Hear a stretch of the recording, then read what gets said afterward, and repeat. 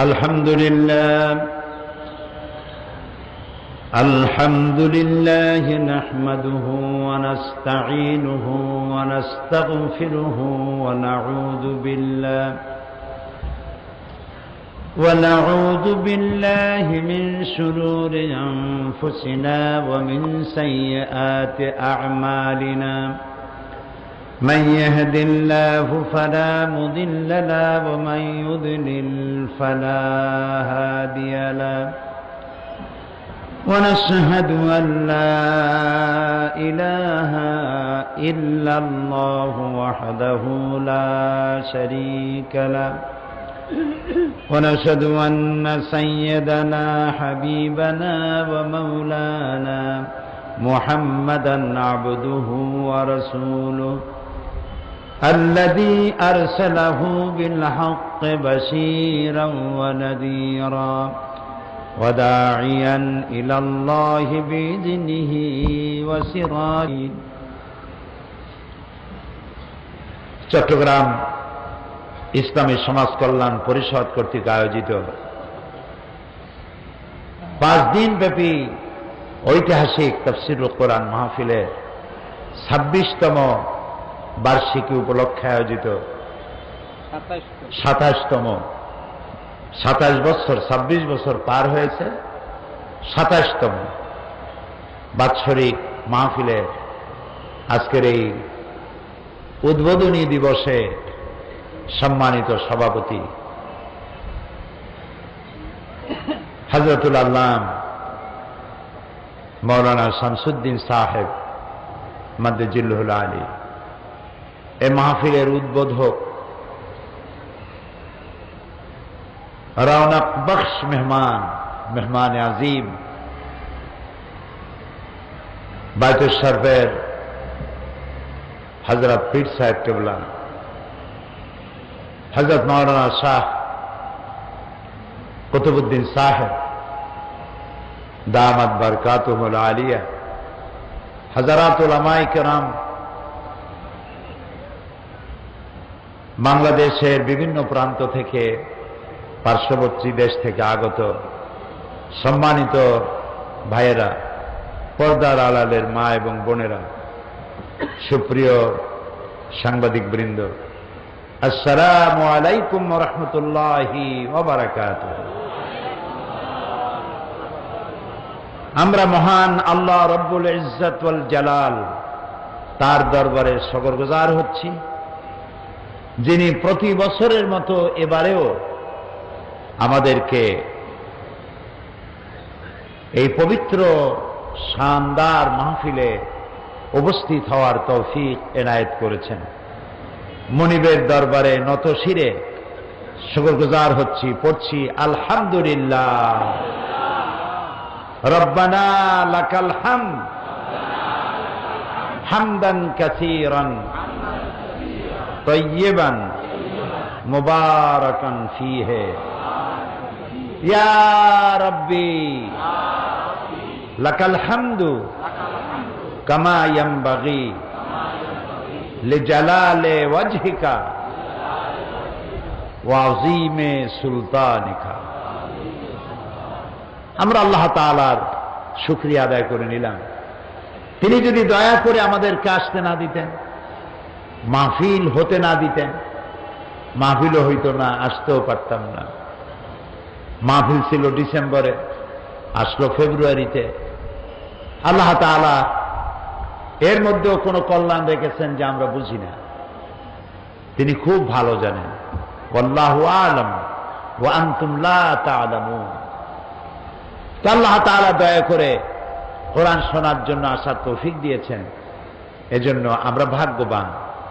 আর ভাগ্যবান ছাড়া কোরআনের কাছে কেউ আসতে পারে না।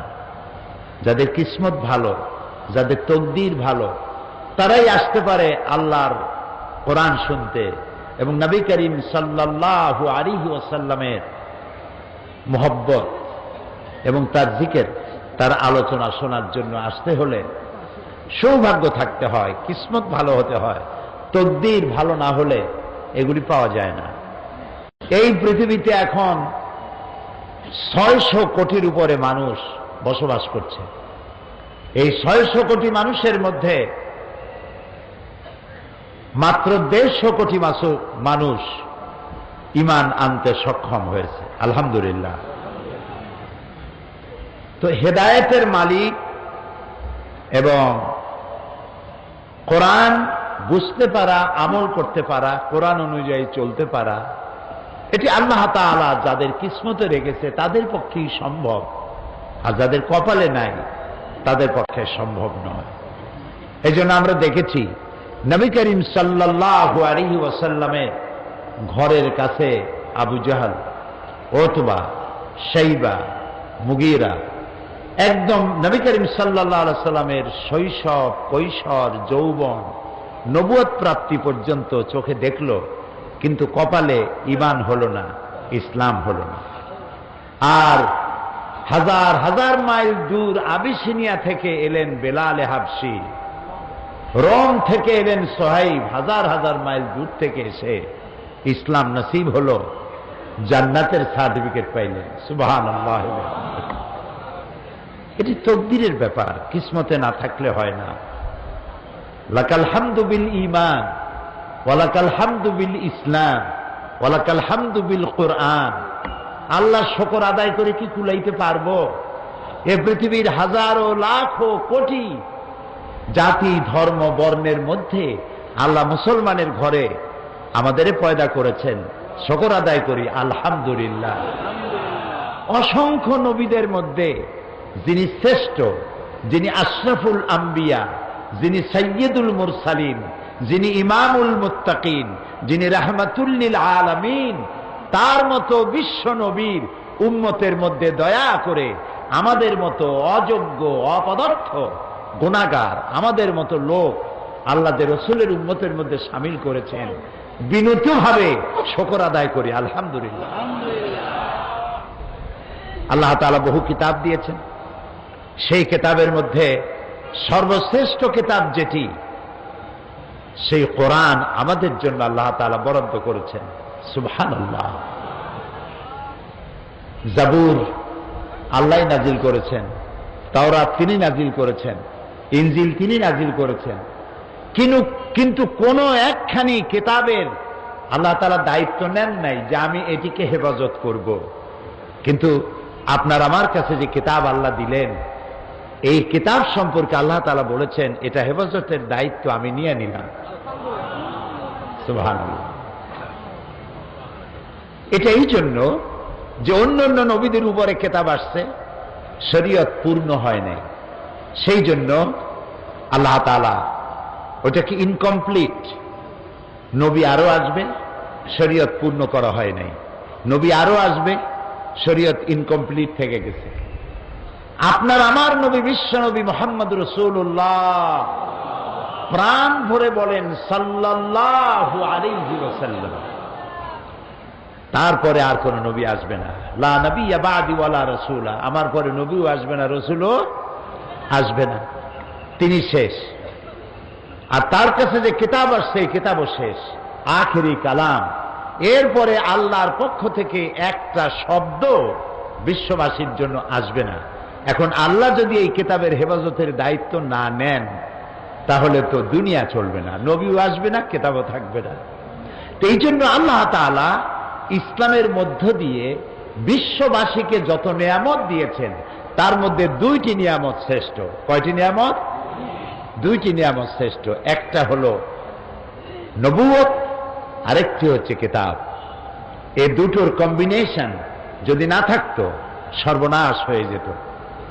যদি শুধু কিতাব আসতো আর নবী আল্লাহ না দিতেন, তাহলে মাঝিহারা নৌকার মতো আরোহীরা সমুদ্রে ডুবে মরত। বুঝতে পারেন কথা? আর নবী আসছে, কিতাব নাই, তাহলে উম্মতেরা নবীরই আল্লাহ বানাই ফেলাইত। বানাইছে না ঈসা আলাইহিস সালাম রে? কথা বলেন না কেন? সুতরাং দুটির কম্বিনেশন থাকতে হবে। সেই জন্য আল্লাহর কত দয়া, কিতাবও দিয়েছেন, নবীও দিয়েছেন। কেন দিলেন সেই কথাটাই বলবো ইনশাআল্লাহ। বলি ইনশাআল্লাহ।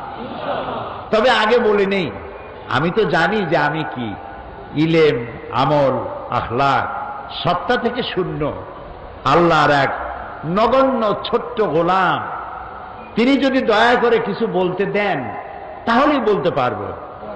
মনিবের কাছে দরখাস্ত পেশ করি, মনিব আমার অযোগ্যতার কারণে মানুষ যেন মাহরুম না হয়, মানুষ যেন কোরআন বুঝতে পারে, সেরকমের কথা কিছু বলার তৌফিক আর শাযীম থেকে তুমি দয়া করে গোলামকে দিও। সুবহানাকা লা ইলমা লানা ইল্লা মা আল্লামতানা। আল্লাহর কাছে বিনীতভাবে সাহায্য চাই যেন তিনি আমাদেরকে কথাগুলি বোঝার তৌফিক দেন। আমি চিন্তা করেছি একটি বিষয় আমি আলোচনা করব আপনাদের সামনে।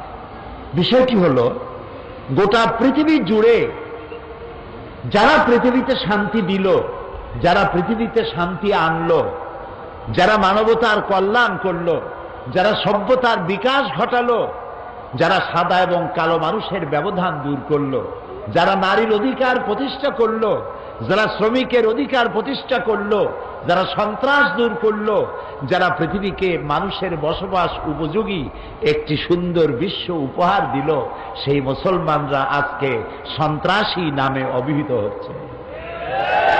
সেই মুসলমানরাই আজ সন্ত্রাসী।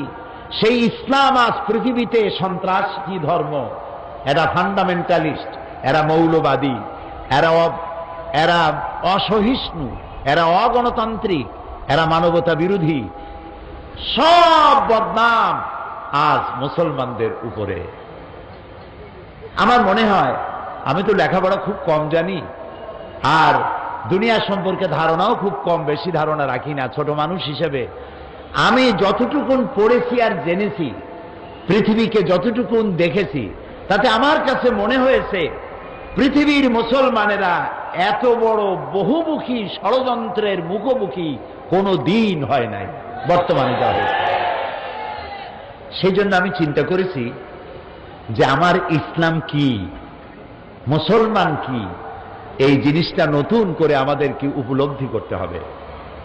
মানুষকে বুঝতে হবে আমার দিন কি, আমরা কারা, এর ব্যাখ্যাটা আসা প্রয়োজন। সেজন্য আমি বেছে নিয়েছি সূরা আলে ইমরানের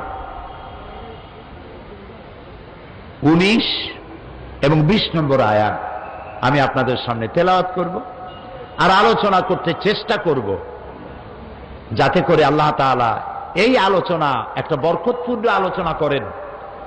এবং যেহেতু আমি এই বিষয়টা বেছেছি এই কারণে, চট্টগ্রাম তাফসিরের মাহফিল বাংলাদেশের সেরা তাফসিরের মাহফিল, এবং জামিয়া আল আজহারের ওস্তাদ, কুয়েত, কাতার, বিভিন্ন জায়গার বড় বড় ওস্তাদের এখানে এসেছেন এবং তারা এই মঞ্চে বক্তব্য রেখেছেন এই কথা বলে যে কোরআন শরীফের এত বড় তাফসিরের মাহফিল পৃথিবীতে কোথাও হয় না। এই মাহফিলের ক্যাসেট যায় না। পৃথিবীতে এমন কোন দেশ নাই যেখানে বাংলাদেশি মুসলমান আছে আর চট্টগ্রাম তাফসির মাহফিলের ক্যাসেট যায় নাই। পৃথিবীতে এমন কোন ভূখণ্ড আছে বলে আমার জানা নেই। আলহামদুলিল্লাহ, রব্বানা কারীম, রব্বানা লাকাল হামদ। সুতরাং বিষয়টি খুবই গুরুত্বপূর্ণ। এই গুরুত্বপূর্ণ বিষয়টি আমাদেরকে অনুধাবন করতে হবে। শুরুতে আমরা শয়তানের ওয়াসওয়াসা থেকে আরেকবার পানাহ চেয়ে নিয়ে তারপরে আমরা আলোচনায় প্রবেশ করি। পড়েন আমার সাথে, আউযু বিল্লাহি মিনাশ শাইতানির রাজীম, বিসমিল্লাহির রাহমানির রাহিম। বিতাড়িত মরদুদ শয়তানের ওয়াসওয়াসা থেকে মহান আল্লাহর কাছে পানাহ চাই। পরম করুণাময় আল্লাহ রাব্বুল আলামিনের নামে শুরু করছি। ইন্নাদ-দীনা ইনদাল্লাহিল ইসলাম ওয়া মাখতালাফাল্লাযীনা উতুল কিতাবা ইল্লা মিন বা'দি মা জাআহুমুল ইলমু বাগিয়াম বাইনাহুম ومن يكفر بآيات الله فإن الله سريع الحساب فإن حاجوك فقل أسلمت وجهي لله ومن اتبعني وقل الذين أوتوا الكتاب والأميين أأسلمتم فإن أسلموا فقد اهتدوا وإن تولوا فإنما عليك البلاغ والله بصير بالعباد صدق الله العظيم قرآن সুবহানাল্লাহ সুবহানাল্লাহ গোটা পৃথিবীর মানুষের জন্য এর থেকে শ্রেষ্ঠ নিয়ামত আর নাই। আলহামদুলিল্লাহ বলবেন না? শুধু একখানা কিতাব আর নবী করিম সাল্লাল্লাহু আলাইহি সাল্লামের অনুপম চরিত্র মাধুর্য, তার সুন্নাহ, এই দুটি জিনিস দিয়েই একটি সুন্দর পৃথিবী তিনি উপহার দিয়েছিলেন। কোরআন নাজিলের মূল লক্ষ্য সম্পর্কে আল্লাহ তাআলা বলছেন, আলিফ লাম রা কিতাবুন আনজালনাহু ইলাইকা লিতুখরিজান নাসা মিনাজ যুলুমাতি ইলান নূর। আলিফ লাম রা কিতাবুন আনজালনাহু ইলাইকা, হে রাসূল আমি আপনার উপর একখানা কিতাব অবতীর্ণ করেছি এই জন্য লিতুখরিজান নাসা মিনাজ যুলুমাতি ইলান নূর, যাতে করে মানব গোষ্ঠীকে আপনি অন্ধকার সমূহ থেকে আলোর মধ্যে আনতে পারেন। এই জন্য একখানা কিতাব আপনাকে দান করেছি। নবী করিম সাল্লাল্লাহু আলাইহি সাল্লাম এই কিতাবের বরকতে, এই কিতাবখানা দিয়েই, একটা কিতাব দিয়ে একটা বিপ্লব হয়েছে, একখানা কিতাব দিয়ে একটি রাষ্ট্রীয়, একটি সমাজ বিপ্লব হয়েছে। মানুষের মধ্যে আমূল পরিবর্তন এসেছে একখানা কিতাবের মধ্য দিয়ে। এই জন্য কবি বলেছেন, উতর কর গারে হেরা সে সুয়ে কওম আয়া, উতর কর গারে হেরা সে সুয়ে কওম আয়া और एक नुस्खे किमिया साथ लाया। হেরা পাহাড় থেকে নবী করিম সাল্লাল্লাহু আলাইহি সাল্লাম নেমে এলেন, সাথে করে আনলেন পরশ পাথর। কি আনলেন? এই পরশ পাথর। লোহা লাগলো, লোহাগুলা সোনা হইল। পাথর লাগলো, পাথরগুলো ডায়মন্ড হয়ে গেল। যারা চোর ছিল, ডাকাত ছিল, জেনাকার ছিল, বদমাশ ছিল, কি বিশাল পরিবর্তন এসে গেল তাদের মধ্যে। এই পরিবর্তন আসলো কোরআন দিয়ে। আল্লাহ তাআলা মানুষ সৃষ্টি করেছেন, আর মানুষের চলার পথের জন্য দিশা দেওয়ার দায়িত্ব হচ্ছে আল্লাহ তাআলা। দিশা দেওয়ার দায়িত্ব কার? এ সৃষ্টি করেছেন কে? আপনার আমার স্রষ্টা কে? আকাশের মালিক কে? জমিনের মালিক কে? সব কিছুর মালিক কে? তিনি সৃষ্টি করেছেন, আর সৃষ্টি করে তিনি একটা আইন দিয়েছেন, বিধান দিয়েছেন। সে আইনটা এবং বিধানটা কি, সেটাই আল্লাহ তাআলা বলছেন, ইন্নাদ-দীনা ইনদাল্লাহিল ইসলাম। নিঃসন্দেহে মানুষের জন্য জীবন ব্যবস্থা হিসেবে আল্লাহ তাআলা ইসলামকেই একমাত্র পছন্দ করেছেন। জীবন ব্যবস্থা হিসেবে আল্লাহ মানুষকে যে জীবন ব্যবস্থা দিয়েছেন, বিধান দিয়েছেন, এটার নাম হলো ইসলাম। ওমাখতালাফাল্লাযীনা উতুল কিতাবা ইল্লা মিন বাদি মা জাআহুমুল ইলমু বাগিয়াম বাইনাহুম, যাদের আল্লাহর পক্ষ থেকে কিতাব দেওয়া হয়েছিল, তারা এই জীবন থেকে বিচ্যুত হয়ে পরস্পরের প্রতি নিজেদের প্রভাব বিস্তার করার জন্য হিংসার বশবর্তী হয়ে বিভিন্ন দলে উপদলে তারা বিভক্ত হয়ে পড়েছিল। ওমাই ইয়াকফুর বিআয়াতিল্লাহি ফাইন্নাল্লাহা সারিউল হিসাব। আর আল্লাহ তাআলা বলছেন, যারা আমার দেওয়া আয়াত নাজিল করার পর, আমার কিতাব পাওয়ার পর, কিতাবের জ্ঞান পাওয়ার পর যারা এর সাথে অবাধ্য হয়েছে, তাদের দ্রুত হিসাব নেওয়ার জন্য আল্লাহ যথেষ্ট।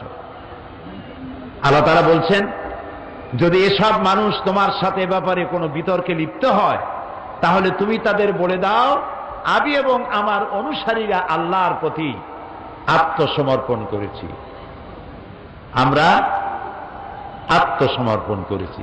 আসলামতু ফাইন আসলামু ফাকাদ ইহতাদাও।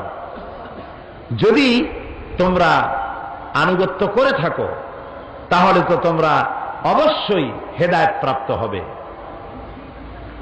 আর ওয়াইন তাওয়াল্লাউ ফাইন্নামা আলাইকাল বালাগ। আর যদি তারা অবাধ্য হয়, এর থেকে ফিরে যায়, তাহলে আমাকে শুধু প্রচারের দায়িত্বই দেওয়া হয়েছে।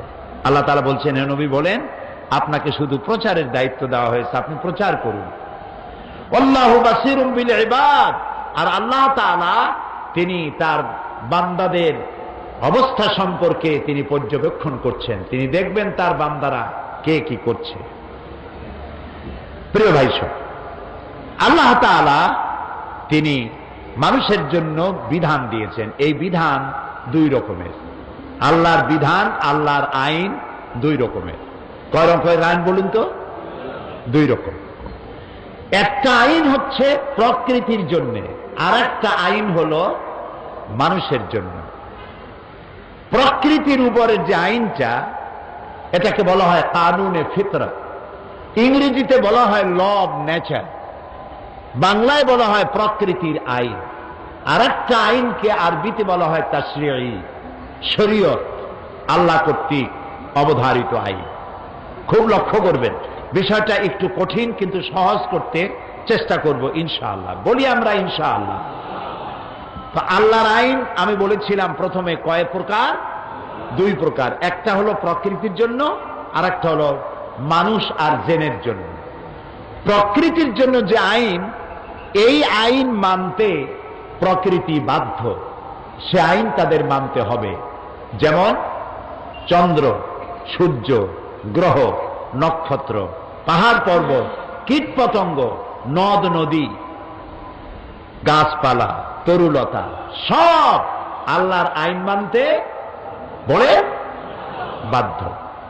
আল্লাহ তাআলা বলছেন, আফাগায়রা দীনিল্লাহি ইয়াবগুন ওয়ালাহু আসলামা মান ফিস সামাওয়াতি ওয়াল আরদি তাওআন ওয়া কারহা। আফাগায়রা দীনিল্লাহি ইয়াবগুন, তোমরা কি আল্লাহর দেওয়া জীবন ব্যবস্থা ছেড়ে দিয়ে অন্য কোন জীবন ব্যবস্থা তালাশ করো?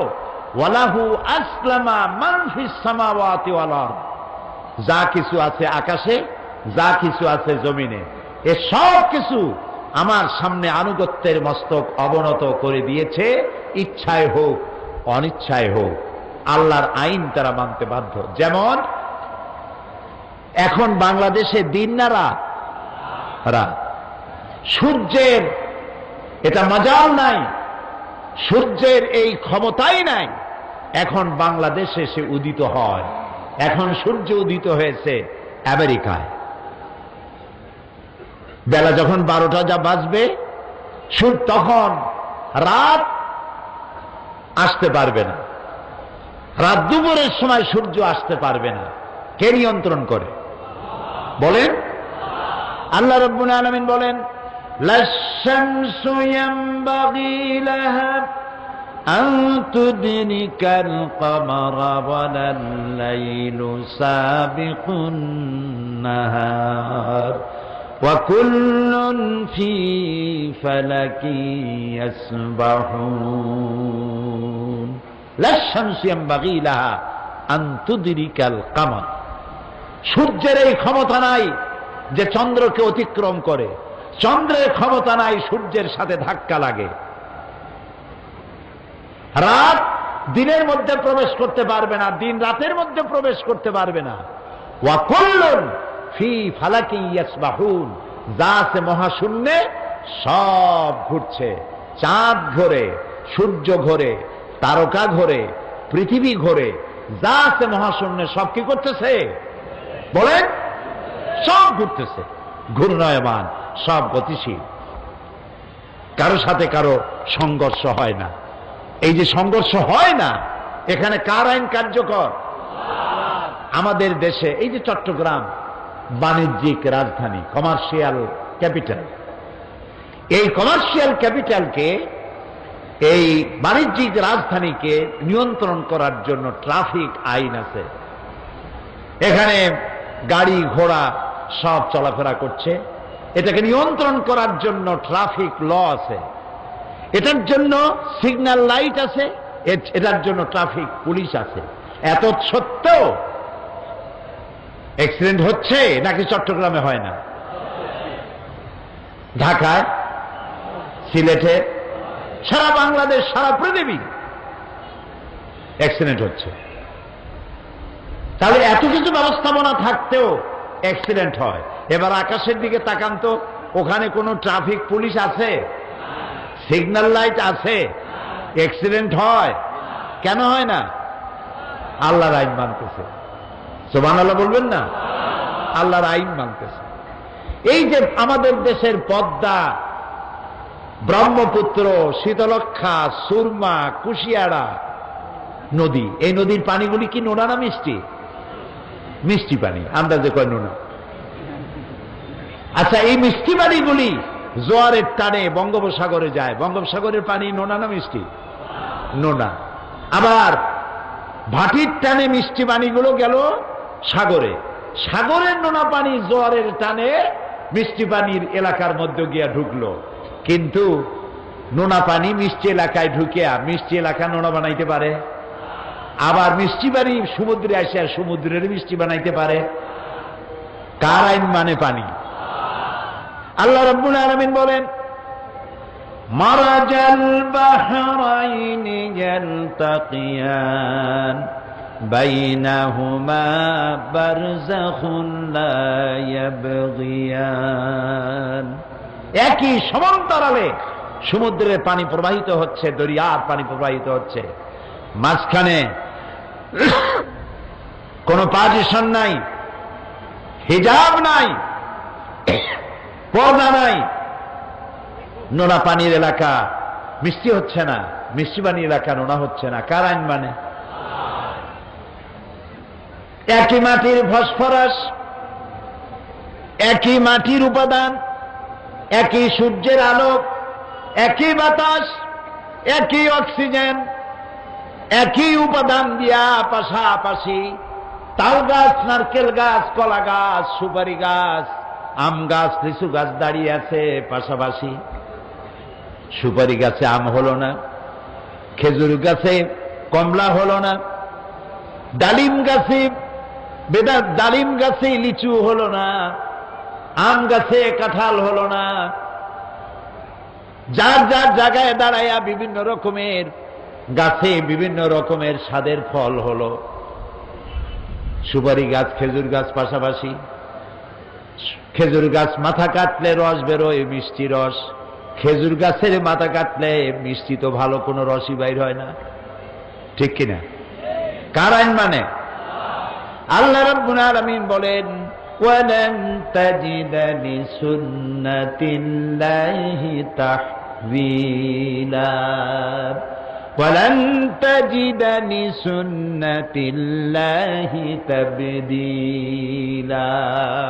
আমার প্রকৃতির আইন, কানুনে ফিতরাতের ভেতরে কোনো পরিবর্তন তোমরা দেখতে পাবে না। এখানে আল্লাহ তাআলার যে আইন, সে আইন অনুযায়ী আল্লাহ তাআলা পরিচালিত হচ্ছে গোটা বিশ্ব চরাচর। কোন পরিবর্তন এখানে নাই। সুতরাং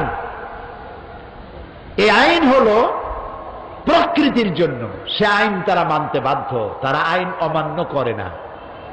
কিন্তু মানুষকে আল্লাহ আইন মানতে, ওরা আইন মানতে বাধ্য, কিন্তু মানুষকে আল্লাহ তাআলা আইন মানতে বাধ্য করেন নাই। সুবহানাল্লাহ বলেন।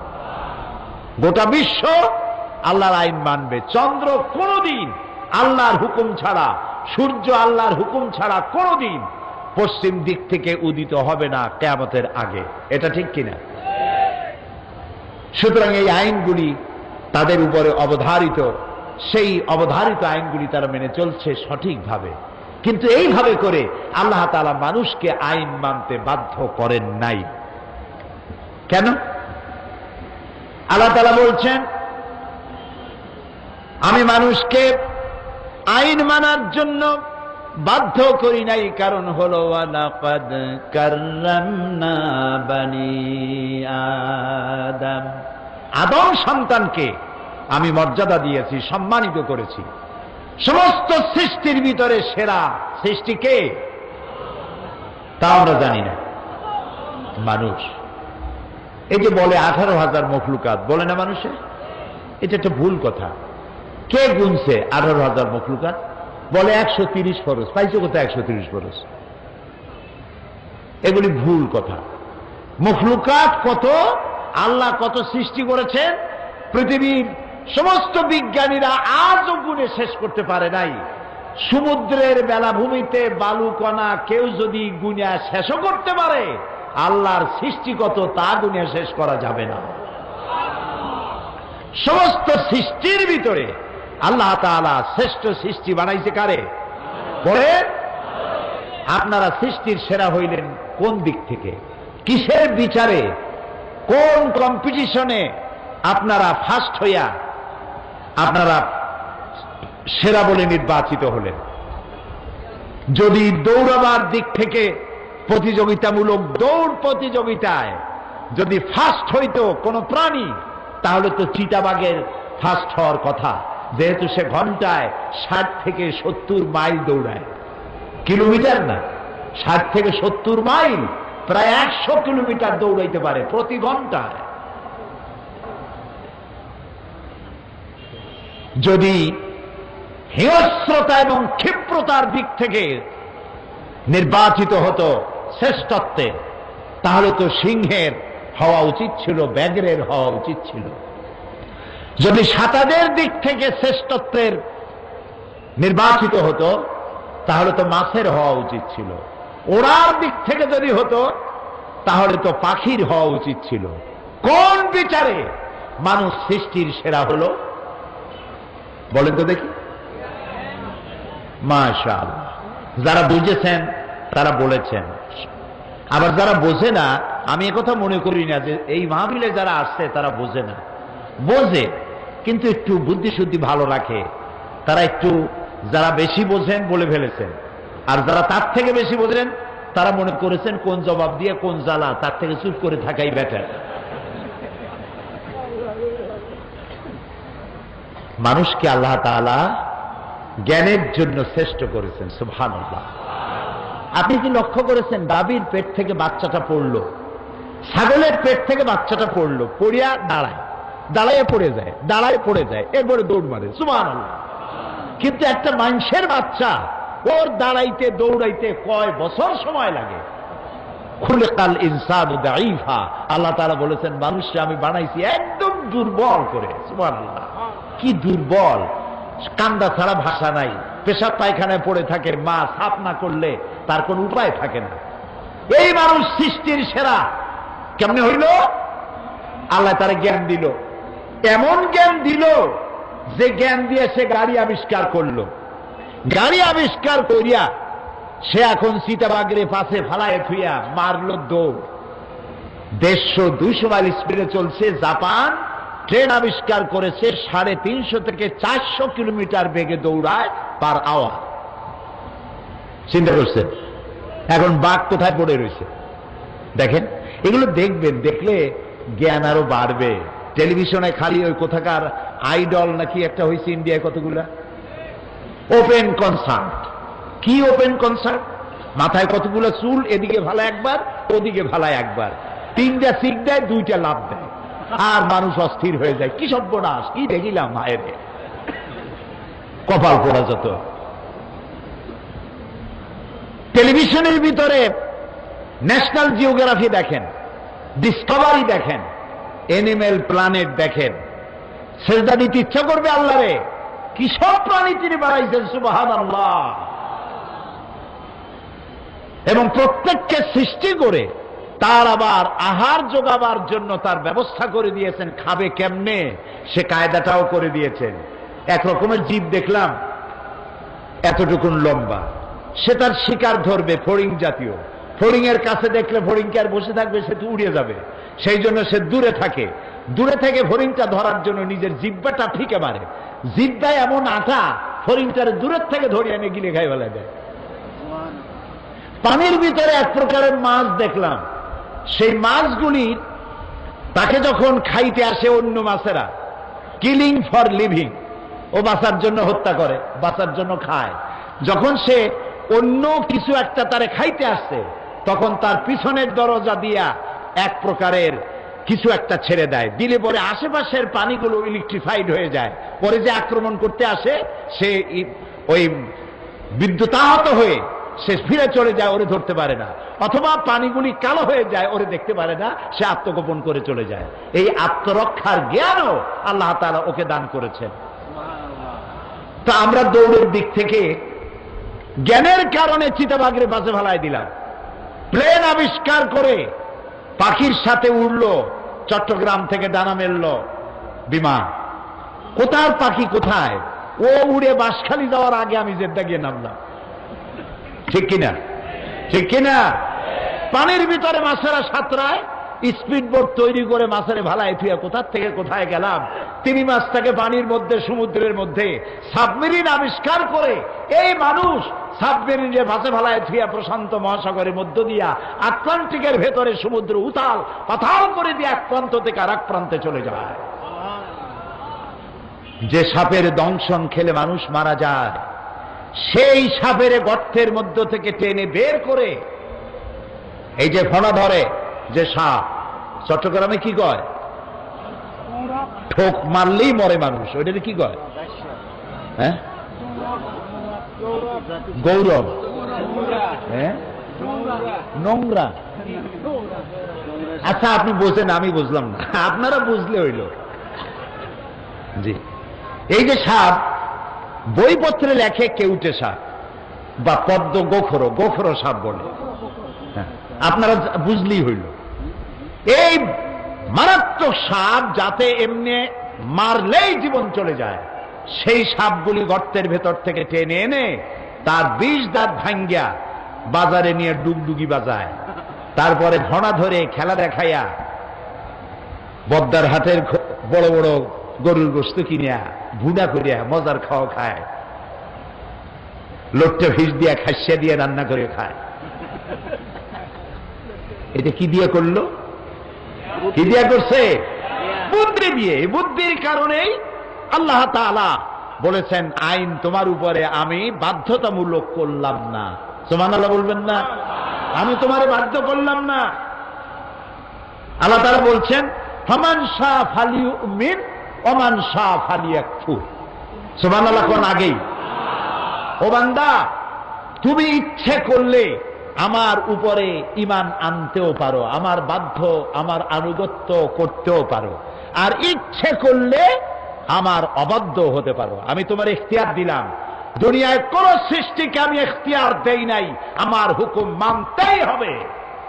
তুমি কেবলমাত্র মানুষ, আমি তোমারে এইটা দিয়ে দিলাম। ইচ্ছে করলে মানতে পারো, ঈমান আনতে পারো, ইচ্ছে করলে কুফরিও করতে পারো, তবে আমি দুইটা পথ দেখায় দিলাম। কাত্তাবাইয়ানার রুশদু মিনাল গাই, হক এবং বাতিলকে আলাদা করে দেখালাম, ডান পথ দেখালাম আর বাম পথ দেখায় দিলাম। পথ কয়টা? দুইটা। এদিকে ডান, এই ডান দিকের নেতৃত্ব দিয়েছে নবীরা। নবীদের পথ ধরে যদি চলো, নবীরা তোমাদের নেতৃত্ব দিয়ে নিয়ে যাবে কোথায়? বলেন সবাই, জান্নাতে। আরেকটা আছে আসহাবুস শিমাল, এটা বাম দিক, বামপন্থী। এটা কি পন্থী? এর নেতা হলো শয়তান। বামপন্থীদের নেতা কে? চিল্লায় বলে। আমার দেশের কিছু মুসলমান কপাল পোড়া। কি পোড়া? জোরে কর। কপাল পোড়া। নিজেদের পরিচয় দেয় বামপন্থী। কত বড় কপাল পোড়া। এদের নেতা হলো শয়তান। এদের নেতাকে শয়তান সব পৃথিবীর বামপন্থীদের দিয়ে নেতৃত্ব দিয়ে নিয়ে যাবে কোথায়? জাহান্নামে। আল্লাহ তাআলা দুটি রাস্তা দেখালেন, একটা ডান আর একটা বাম। তোমার জ্ঞান দিছি, এখন এই জ্ঞান দিয়ে তুমি অগ্রসর হও, কোন দিকে যাবা। আর এই যে তোমার স্বাধীনতা দিলাম এই জন্য, যেহেতু আমি তোমাকে সম্মানিত করেছি। তোমার যে আমি বানালাম এত সুন্দর করে তো আমি কেউরে বানাই নাই। সুবহানাল্লাহ বলবেন না? আল্লাহ রাব্বুল আলামিন বলেন, লাকাদ খালাকনাল ইনসানা ফি আহসানি তাকওয়িম। সব থেকে সুন্দর করে বানিয়েছি আমি মানুষগুলিকে। আহারে, এই মানুষ দেখতে কত সুন্দর। সুবহানাল্লাহ বলবেন না? এই যে দুটো চোখ আল্লাহ দান করলেন, উপরেও হাড্ডি নিচেও হাড্ডি। একটু চিন্তা করেন তো, চোখ দুইটা যদি দুই হাড়ের মাঝখানে না হইয়া কুমিরের মতো, চোখ দুইটা যদি হইতো কপালের সামনে, ফুটবল খেলতে গিয়া হেড করতে গেলে দুইটা চোখই ডিমের মতো পোষ হয়ে যেত। আচার খাইতে চোখ দুটার কাম সারা। আল্লাহ কি সুন্দর জায়গায় হেফাজত করে রাখছেন দুইটা চোখ। সুবহানাল্লাহ। আপনি কথা বলবেন, যদি ঠোঁট দুটা না থাকতো তাহলে চিন্তা করেন তো মুখের দশাটা হইতো কি। ঠোঁট নাই, একটু সব বুঝে চিন্তা করেন মুখের দশা কি। দুইটা ঠোঁট দিয়া মুখের সৌন্দর্য বাড়ালেন, তারপরে আপনি আওয়াজ করবেন, মুখের মধ্যে যা ভাষা হয়ে বাইর হবে। সুবহানাল্লাহ। শুধু একটা জিহ্বা, একটা টেস্ট মেশিন মুখের মধ্যে আল্লাহ দিলেন, এবং এই জিহ্বাটায় কত জাতের স্বাদ আল্লাহ দান করলেন। সুবহানাল্লাহ। লট্টা ফিশের মজা আর রূপচান্দার মজা একরকম, কোরাল মাছের মজা আর শুটকি মাছের মজা একরকম, রসগোল্লার মজা আর চানাচুরের মজা একরকম, পালং শাক আর পুঁই শাক একরকম। একটা জিহ্বা, কত মজা। সুবহানাল্লাহ। এবং এই জিহ্বাটারে আল্লাহ এত নরম বানালেন, একটা চুল পড়লেও টের পাওয়া যায়, ঠিক না? একটা শক্ত রগও নাই, হাড্ডি তো নাই। জীবনের প্রথম যখন আমি পার্লামেন্টে গেলাম 1996-তে, প্রথম নতুন মেহমান আমি পার্লামেন্টে, দুই দলে বাঁধলো ঝগড়া, বোঝেন তো। স্পিকার হিমশিম খেয়ে গেছেন, হুমায়ুন হোসেন চৌধুরী সাহেব ইন্তেকাল করেছেন, আল্লাহ তার প্রতি রহম করুক। আমি নতুন মানুষ তো, আমিও অবাক হয়ে গেলাম যে এইরকম লাগে নাকি পার্লামেন্টে, আইলাম কই। আমি একটা ছোট্ট চিঠি লিখলাম স্পিকার সাহেবকে, আপনি যদি অনুগ্রহ করে আমাকে ফ্লোর দেন, আমি চেষ্টা করতাম পরিস্থিতি কুল ডাউন করতে। উনি চিঠিটা পাইয়া খুব খুশি হইলেন, উনি আমার নাম ঘোষণা করলেন। আর আল্লাহর কি মেহেরবানি, দুদিকের লোকেরাই বসে পড়ল। আমি আলোচনা করতে গিয়ে বললাম, মাননীয় স্পিকার, আমরা জানি আল্লাহ তাআলা আমাদেরকে একটা জিহ্বা দিচ্ছেন, খুব নরম, ভেরি সফট, এত সফট চুল পড়লেও টের পাওয়া যায়, একটা শক্ত রগ নাই, হাড্ডি নাই। আল্লাহ তাআলা জিহ্বাকে এত নরম করেছেন এই জন্য যাতে করে মানুষ নরম নরম কথা বলে। কিন্তু আমি পার্লামেন্টে ঢুকে দেখলাম, পার্লামেন্টে যারা আসছেন অধিকাংশ লোকেরাই এই নরম জিহ্বাটা দিয়া কুড়ালের কাম করে। আহারে, আল্লাহ মানুষের জিহ্বা দিচ্ছেন, নরম কথা কও, সুন্দর সুন্দর কথা কও। কিছু নেতা নেত্রী আছে, হায়রে আল্লাহ জিহ্বা এত খারাপ। আমি বলি, যদি জিহ্বাই হয় এরকম, আর শত্রু লাগবে না, একখান জিহ্বাই যথেষ্ট। ভালো কথা কইতেই জানে না, আল্লাহ রহম করুক, বলি আমিন। আল্লাহ রাব্বুল আলামিন ঠোঁট দিলেন, জিহ্বা দিলেন। এই জিহ্বাটা নরম, আর তার চতুর্দিকে আবার শত্রু। চেনেন সেই শত্রুগুলা? কন্ত কি? দাঁত। কয়খান? 32টা শত্রুর মধ্যে একটা নরম জিহ্বা।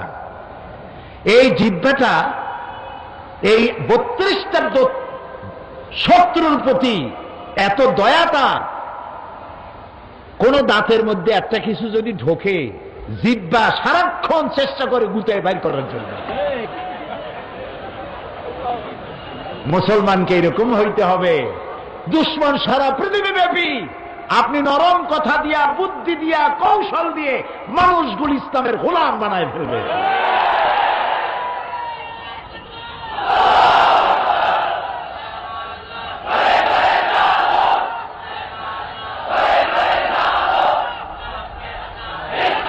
নবী করিম সাল্লাল্লাহু আলাইহি ওয়াসাল্লাম তিনি তাই করেছেন, তিনি তাই করেছেন। আচ্ছা, ও কথায় পরে আসতেছি। আল্লাহ তাআলা বলছেন যে আমি মানুষকে খুব সুন্দর করে বানাইছি। কত সুন্দর সেসব বয়ান এই তাফসীর মাহফিলে বহুত দিয়েছি, অনেক করেছি। শুধু স্মরণের জন্য বলি, এত সুন্দর করে আল্লাহ কিচ্ছু বানান নাই। সুবহানাল্লাহ বলেন। লাকাদ খালাকনাল ইনসানা ফি আহসানি তাকওয়িম। কান দুটারে আল্লাহ অনেক লম্বা করে দিতে পারতেন, গাধার মতো। কান দুটাও যা যা দরকার সব দিয়েছেন, তবে সৌন্দর্য সহকারে দিয়েছেন। সুবহানাল্লাহ বলবেন না? আল্লাহু আকবার, আল্লাহু আকবার। রব্বানা কারীম। হাতটা দিয়েছেন, আবার আঙ্গুলগুলোর মধ্যে কবজা দিয়েছেন। এই আঙ্গুলের মাথা থেকে বাহু পর্যন্ত 6টা জোড়া আছে। কয়টা জোড়া? একটাও যদি জোড়া না থাকতো, এটা হয়তো লাঠি, হাত হইতো না, এতে ভাত খাওয়া যেত না। এখানে যদি জোড়া না থাকতো, কেনুতে ভাত কি মুখে দিতে পারতেন? পারতেন না। তাহলে খাবেন কেমনে? 2 হাতের মাথায় 2 জন বসবেন, একা খাইতে পারবেনই না, 2 জন লাগবেই। আঙ্গুলগুলোতে কবজা নাই। কবজা বোঝেন তো? গিরা নাই। আঙ্গুল গিরা যদি একটাও না থাকে, সেটা তো হাত হবে না, হবে কাঁটা চামচ। খাবারের জন্য 2 জনের 2 হাতের মাথায় এক একজন বসে একজন আর একজনকে খাওয়াবে। তাও মুখে দিতে গিয়ে হয়তো গলায় গিয়ে গুতা লাগবে। আল্লাহ তাআলা বলছেন, একটু লক্ষ্য করো তো, কি সুন্দর করে বানাইছি তোমারে। তোমার পাও দুটো দেখো, তোমার চোখ দেখো, ঘাট দেখো, মাথা দেখো, ব্রেন দেখো, শরীরের দিকে তাকাও, কি সুন্দর করে বানালাম। এই যে সুন্দর মানুষ, সুম্মা রাদাদনাহু আসফালা সাফিলিন, এই মানুষ নিচে নামতে নামতে এত নিচে নামে, শয়তান অবাক হয়ে যায় আর ভাবে, এদ্দুর নামলো কি করে? এ তো আমার থেকেও বড় শয়তান। দেখছেন নামছে কদ্দুর। আজ আমাদেরকে যারা গণতন্ত্র শিখাইতে আসে না কিছু, এই যে শীত মৌসুমের অতিথি পাখির মতো বিভিন্ন জায়গা থেকে আসে, আমাদেরকে গণতন্ত্র শিখাইতে আসে, আমাদেরকে সন্ত্রাস বিরোধী আন্দোলন শিখাইতে আসেন, আমাদেরকে উপদেশ দিতে আসেন, মানবতা, মানবাধিকার শিখাতে আসেন। সুম্মা রাদাদনাহু আসফালা সাফিলিন। তোমরা কদ্দুর নামছো? তোমরা কি চিন্তা করেছো?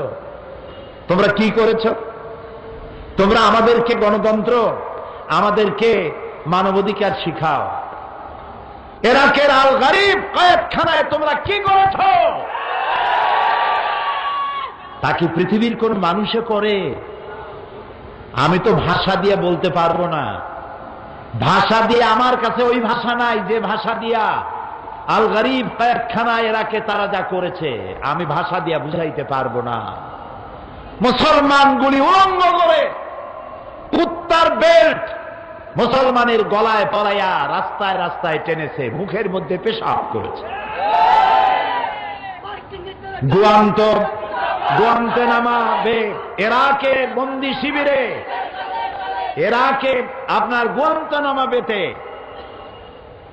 সেই কয়েদখানার মধ্যে বন্দি শিবিরে মুসলমানদের হাত পা বান্ধিয়া কোরআন শরীফের উপরে পেশাব করেছে। তোমরাও মানুষ, তোমরাও মানুষ। আমাদেরকে শিখাইতে আইসো না। আমাদের কপাল খারাপ হয়ে গেছে, এটা ঠিক, ইসলাম বুঝি নেই। সেই জন্য আমি ইসলামের সাবজেক্টটা নিছি।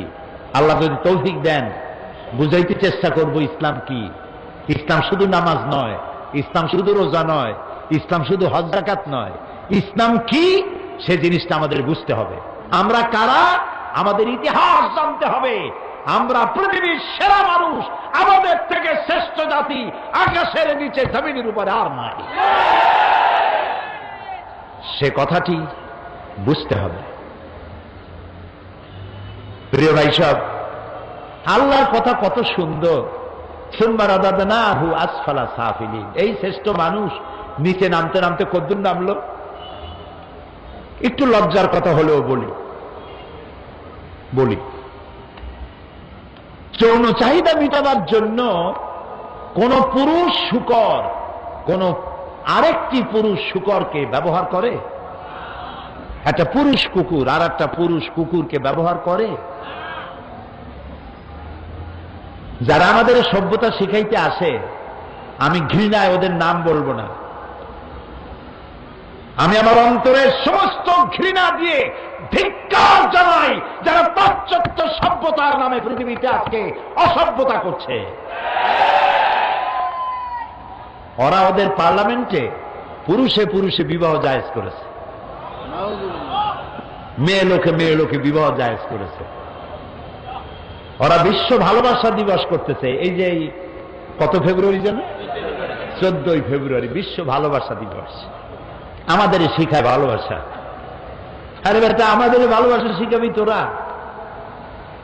পৃথিবীতে যদি জরিপ করা হয় তাহলে দেখা যাবে সব থেকে বেশি পাগল ওই দেশটিতে যে দেশের 2 অক্ষরের নামের ব্যক্তি দুনিয়ায় সন্ত্রাসী তৎপরতা চালায়। কারণ কি? কারণ হলো স্বামী স্ত্রীতে যদি মহব্বত না থাকে বাড়ি জাহান্নাম হয়। কি হয় বোঝেন না? যেই বাড়িতে স্বামী স্ত্রীতে মহব্বত নাই, আপনার বাড়িতে আপনি 1000 কোটি টাকার মালিক হন, গুলশানে আর বনানীতে বাড়ি থাকুক 40টা, কিন্তু স্ত্রীর সাথে মহব্বত নাই, আপনার বাড়ি আপনার জীবন জাহান্নামের জীবন।